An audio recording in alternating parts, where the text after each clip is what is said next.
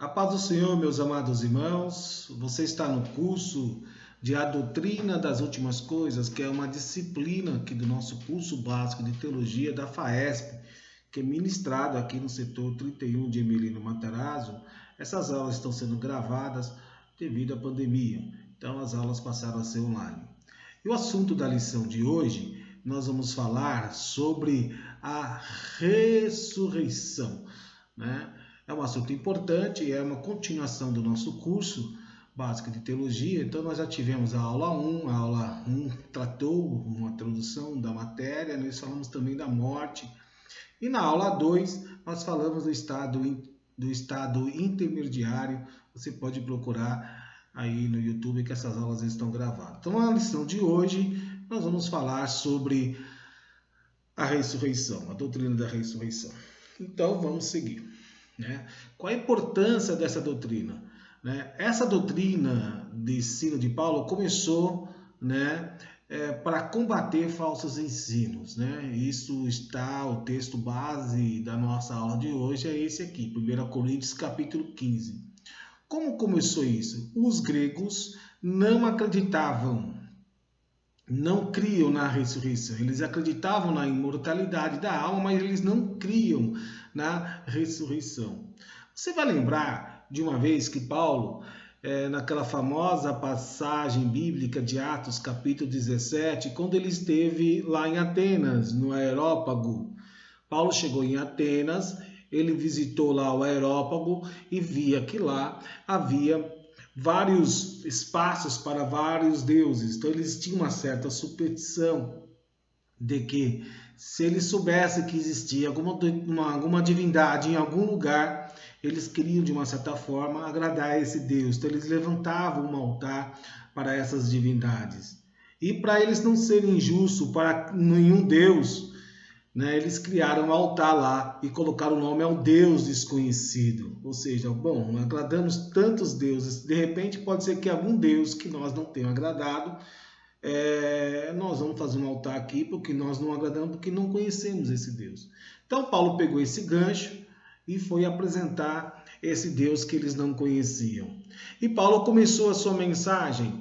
E lá no final da mensagem, nós vamos verificar que diz assim a Bíblia: e como ouviram falar da ressurreição dos mortos, uns escarneciam e outros diziam: acerca disso te ouviremos outra vez. Por que eles falaram isso? Porque os gregos, Atenas ficava na Grécia, eles não acreditavam na doutrina da ressurreição. Os gregos não acreditavam. E Paulo estava agora escrevendo aos crentes de Coríntios, que também era na Grécia. Então ele começou a combater esse falso ensino de que não havia a ressurreição. Tá? Então, com base do seu argumento, a doutrina bíblica sobre o homem, a qual declara que o corpo humano é suscetível à santificação e que a redenção está incluído na salvação do homem. Então Paulo começa a falar que o corpo humano também está incluído no plano da salvação. Então Deus veio nos resgatar no homem. O homem ele é tricótomo, ele é corpo, alma e espírito, e Deus não vai deixar nada para trás, ele vai resgatar o espírito humano, a alma humana e o corpo humano. Então o corpo faz parte do plano da salvação do homem, tá ok? Então a salvação e a sua imortalidade não se completam. A salvação do homem e a sua imortalidade não se completa enquanto o seu corpo não for ressuscitado e glorificado. Assim é ensinado no Novo Testamento. Se você ler, para ganhar, não precisa ler todos os textos, mas nós podemos verificar lá em Filipenses capítulo 3, versículo 20, deixa eu ler aqui para os irmãos, lá diz o seguinte, olha só, mas a nossa cidade está nos céus, donde também esperamos o Salvador, o Senhor Jesus Cristo, o qual transformará o nosso corpo abatido para ser conforme o seu corpo glorioso, segundo o seu eficaz poder de sujeitar também assim todas as coisas. Então, meus amados irmãos, o corpo humano também faz parte do plano da salvação. Jesus não veio salvar só a alma, ele veio resgatar o homem por completo, ok? Então, vamos avançar aqui para os argumentos de Paulo. Vamos lá. Paulo começa a debater esse assunto com os crentes de Coríntios, né? Eu imagino que você está aí com a sua Bíblia aberta no capítulo 15 de Coríntios. Se não tiver, dá uma pausa e abre lá no capítulo 15 de Coríntios e vamos acompanhar o que Paulo começa a dizer no versículo de número 12. Olha só. Paulo defende a ressurreição de Cristo. Ele diz assim: se Cristo não ressurgiu dentre os mortos, então é vã, né, a pregação de Paulo. Vejam só, no capítulo de número 15, versículo 12, ele diz assim: ora, se prega que Cristo ressuscitou dos mortos, como dizem alguns de vós que não há ressurreição? Ora, se não existe ressurreição, se a pessoa crê que não existe ressurreição, como que ela sai pregando por aí que Jesus ressuscitou dos mortos? Que Jesus também morreu, né? Então, Paulo começa a tratar por aí. Aí ele diz, né? Então, a pregação de Paulo é vã. Se a pregação é vã, então são vãs a fé e a esperança, né? Ora, versículo 14. E se Cristo não ressuscitou logo, é vã a nossa pregação, ele se incluía nisso, e também a vossa fé. Porque o que faz a pessoa crer? A pessoa, quando você prega alguma coisa, se a pessoa acredita, nasceu ali fé. A fé vem pelo ouvir. Se nascer uma fé com base numa mentira, então essa fé não vale nada. Então é vã a vossa fé, né? Aí ele está dizendo, é vã a vossa fé e a esperança daqueles que aceitam.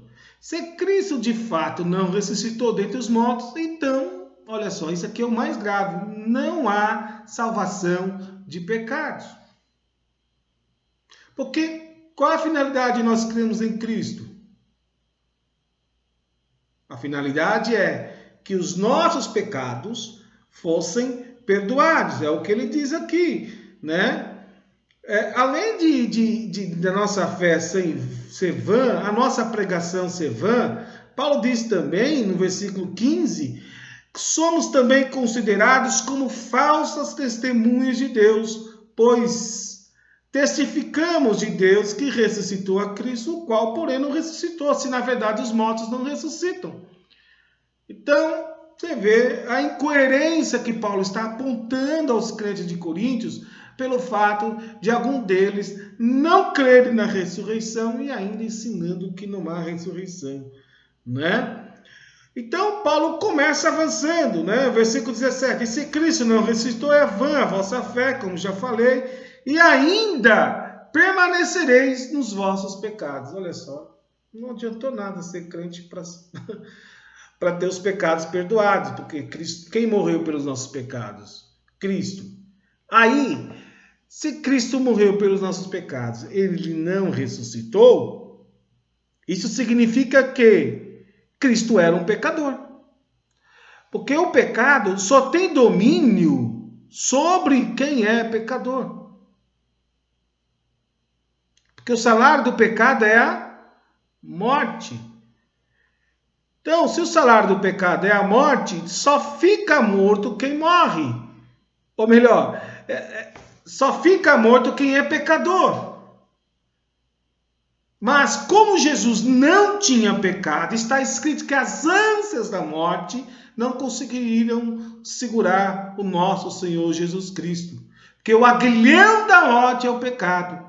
O que faz a morte segurar o homem para não ressuscitar é o pecado. A força da morte é o pecado. Só que a morte não teve poder, não teve força sobre Jesus, porque Jesus em tudo foi tentado, mas sem pecado. Então, se não há ressurreição, e se Cristo não ressuscitou, isso significaria que Cristo não morreu por nós. Ele morreu pelos pecados dele. Mas graças a Deus, né? Nós cremos e acreditamos que Cristo ressuscitou. E aí, se ele ressuscitou, como a gente crê, significa que ele morreu sim pelos nossos pecados. É o que está escrito aqui. E se todas essas suposições fossem verdadeiras, então o sacrifício, a autonegação e o sofrimento por causa de Cristo teria sido em vão. Então, o sacrifício de Cristo, né? Embora aqui está falando também do nosso sacrifício, né? Que nós também nos sacrificamos, nós também abandonamos o mundo, abandonamos o pecado para viver uma vida de santificação e alcançar a ressurreição. Se nós não cremos na ressurreição, esse sacrifício não vale de nada. É por isso que Paulo diz: se esperamos em Cristo só nesta vida, somos os mais miseráveis de todos os homens. Crer em Jesus para quê? Né? Só acreditar no que ele falou, tudo bem, para se tornar uma vida feliz, ser bem-aventurado, mas morrer e fica por isso mesmo? Somos os mais miseráveis de todos os homens, né? Tem esse ponto. E tem um ponto também de que não valeria nada Jesus ter se sacrificado por nós, se ele não tivesse ressuscitado. O seu sacrifício teria sido em vão. Correto? E também, irmãos, Paulo deixa frisado, né? Se Cristo não ressuscitou, sabe o que está acontecendo se Cristo não ressuscitou? Aquelas pessoas que dormiram em Cristo estão perdidas. Estão perdidas. Mas graças a Deus, né? Que Paulo veio e esclareceu esses pontos, né? Cristo ressuscitou dentre os mortos. Mas vamos ver, né, o outro ponto, né? Sobre como é a natureza da ressurreição. Como que é a ressurreição? Bom, a ressurreição do corpo será caracterizada pelos seguintes aspectos. Então, nós cremos na ressurreição e a Bíblia explica, né? Não explica tudo, mas a gente pega onde ela explica e de onde ela explica nós tiramos a doutrina da ressurreição. Então, vamos falar do primeiro ponto, o ponto da relação. Haverá alguma relação com o velho corpo. O seu novo corpo, ele terá alguma relação com o novo corpo. Fato que Paulo ilustra pela comparação do grão de trigo. Então você está com a Bíblia aberta aí? Veja só o que está escrito em 1 Coríntios, capítulo 15, versículo 36, 37, e nós vamos ler o 38 também. Vejam só, meus amados irmãos. Versículo 36 diz assim: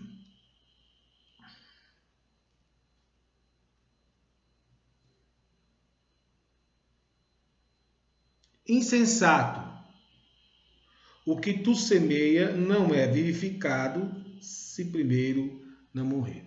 Então, ele está comparando o corpo com uma semente. A semente é jogada na terra. Se ela não morrer, ela não produz, não nasce uma árvore. Então ela é colocada na terra, ela morre. Então a casca que envolve ela libera a vida que está dentro dela, né? E quando semeias, não semeia corpo que há de nascer, mas o simples grão. Então você não semeia uma árvore, você semeia um simples grão, você semeia, como de trigo ou qualquer outra semente. Então, você quer que nasça uma árvore, joga uma semente daquela árvore.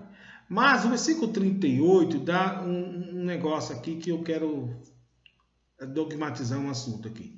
Mas Deus dá-lhe o corpo como quer, e a cada semente o seu próprio corpo. Ou seja, há uma relação. O corpo que é produzido pela semente está relacionado com a semente. Não pode se vai semear, né, tomate, vai nascer um tomate. Tomate tem as suas características, não vai nascer uma pera. Então, há uma relação entre você e o novo corpo que você terá na ressurreição. Nós vamos falar mais sobre isso. E ele fala o seguinte, que o Espírito Santo é o agente da ressurreição. Como que é isso? Existem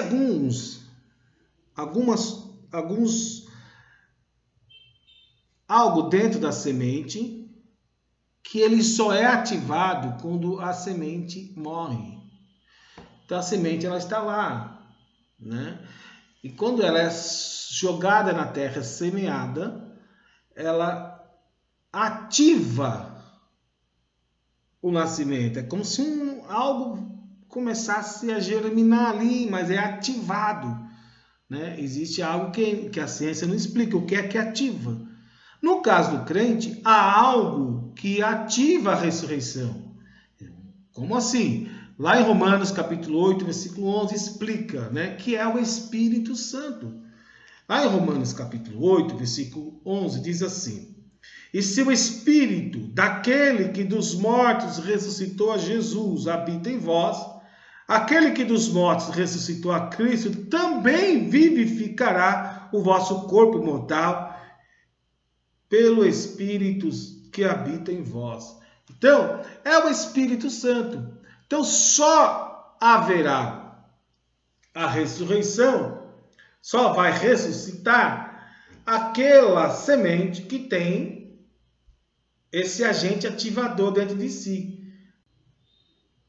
Então, o Espírito Santo que habita no crente, ele é o agente ativador, né? Só vai ressuscitar aquela pessoa, aquele ser humano que tem o Espírito Santo como garantia da ressurreição. Jesus falou, na verdade foi Paulo que falou no capítulo que está marcado aqui, capítulo 5, versículo 5 de 2 Coríntios, que o Espírito Santo é o penhor. O Espírito Santo, ele é a garantia de que uma pessoa vai ressuscitar. Tá bom? Vamos avançando aqui. A realidade, né? Outro ponto também. A existência no céu será tão real quanto a presente. De fato, ainda mais real. Os corpos glorificados serão reais e tangíveis e havemos de conhecer-nos e conversar uns com os outros. Jesus, no seu corpo ressuscitado, era muito real para os seus discípulos, embora glorificado, era ele o mesmo Jesus. Então, como nós lemos, né, lá em Filipenses, capítulo 3, versículo 20, versículo 21, que nós seremos nós teremos nosso corpo conforme o corpo de Jesus. E nós vimos que Jesus, ao ressuscitar, ele foi reconhecido pelos seus discípulos. Tem uns lá que não reconheceu, né? Mas, no caso, os discípulos de Emaús. Mas quando ele se apresentou, né, entre os discípulos, né, ele foi reconhecido. Foi reconhecido. Então, o corpo será igual. Paulo diz que Jesus foi visto por mais de 500 irmãos, né? Outro ponto sobre a ressurreição é o caso da incorrupção, né? Levantada em incorrupção e em poder, o corpo ressuscitado será livre de enfermidade, dor, debilidade e da morte. Sabe aquele irmão que tem diabetes, colesterol alto? Ele não vai ter problema aqui. Nós só morremos porque nosso corpo ele é corrupto, né? Por isso que Paulo diz, né, no versículo que nós lemos aqui, no capítulo 15, né? Semeia-se corpo incorruptível e corruptível, né? E nós vamos colher um corpo incorruptível. Então esse corpo que nós temos, ele é assim por causa do pecado. Sujeito à doença, sujeito a sofrimento. Por isso que lá em Filipenses, Paulo diz, o qual transformará o nosso corpo abatido para ser como o seu corpo glorioso. Então, nós teremos um corpo incorruptível, ou seja, o que é incorruptível? Algo que não se corrompe. Então, se você olhar nos materiais, né, o ferro, ele enferruja, a madeira apodrece, o corpo humano também, ele vai ficando velho até morrer. Já o nosso corpo glorioso, não teremos esse problema, porque nós receberemos um corpo incorruptível. Glória a Deus. Também o nosso corpo tem um outro ponto, né? Será um corpo de glória. O corpo de ressurreição será próprio para a gloriosa imortalidade no céu. Né? Nós já explicamos, né, nas outras aulas, que a diferença da nossa ressurreição em relação aos que vão ressuscitar para desprezo eterno é que eles não terão um corpo. Embora a alma deles continuasse existindo, elas não se expressarão na existência, no mundo dos vivos, porque elas não terão um corpo. Nós teremos um corpo e nós continuaremos se expressando, mas dessa vez num corpo glorioso, né? Um corpo próprio para viver uma vida de imortalidade no céu, tá? Outra característica que nós vemos na Bíblia é a agilidade, né? Você não precisa pegar mais ônibus não para atravessar o espaço com rapidez de relâmpago, em razão da enorme energia com que o corpo está dotado. Parece que aconteceu, teve um apóstolo que experimentou isso, Filipe, né? Diz que ele estava pregando num lugar e num instante ele começou a aparecer em outro lugar. Isso está escrito lá em Atos, né? Então, nosso corpo também, ela não estará sujeito, né? Ele terá um poder de locomoção, né? Muito rápido como um relâmpago, tá? E tem base bíblica para sustentar isso. Também, nosso corpo terá um outro aspecto, que é o sexto aspecto, que é a sutileza. Isso é, poder de penetrar substâncias sólidas. Ao andarmos pela terra em um corpo glorificado, não seremos impedidos por coisas mínimas, como seja um muro ou uma montanha, simplesmente atravessaremos. Nossa, como assim? Isso aconteceu com Jesus. E a Bíblia diz, né, que nós teremos o corpo como o dele. Então, se Jesus, através do seu corpo, ele fez isso, quando lá em João capítulo 20, versículo 26, os discípulos estavam num ambiente fechado, e está escrito na Bíblia que ele apresentou-se no meio deles. Ele não entrou pela porta, ele simplesmente entrou no ambiente, né? E então mostra que é um corpo que não está sujeito aos átomos da matéria, ele atravessa, né? Então, com porta, sem muro, com muro, é a mesma coisa. Então, é um corpo que tem essa característica, tá bom? Outra, para finalizar a aula de hoje, existem muitas coisas que não entendemos e não podemos entendê-las ainda acerca da vida futura, né? Ainda não é manifesto o que havemos de ser. Olha só. Entretanto, isso sabemos. Agora somos filhos de Deus e quando ele se manifestar, aqui é uma certeza, seremos semelhantes a ele, porque assim como é, o veremos. Então isso é uma promessa, né? Nós teremos um corpo semelhante ao de Cristo, ok?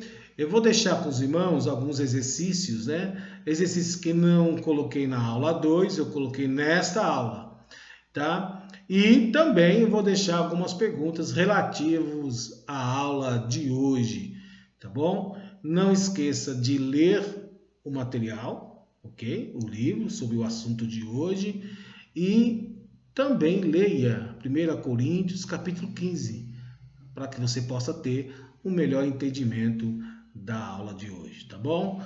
Então, que o Espírito Santo fale melhor em vossos corações. Até a próxima aula.